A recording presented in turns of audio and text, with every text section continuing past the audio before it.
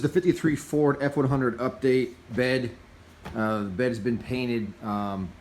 This is a tropical sunset orange pearl with European clear over it. There's about 4 coats of clear.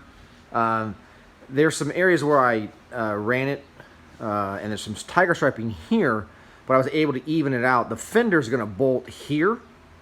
Those fenders are sitting right there, so they still have to get shot, but this is not yet. This is going to be covered, so this is kind of okay, and this won't be seen. There's a few spots where I have to sand the clear, and it ran a little bit in some areas, but otherwise, in this part here, this is the front of the bed behind the back of the cab, so that will be okay. This is kind of dark in here, but otherwise, this looks okay. This was shot with my X20 Atom spray gun that I got from LearnAutoBodyAndPaint.com. For those of you who are interested in painting your own vehicles, certainly that's a website to check out, and can learn a lot of tips regarding tools, paints,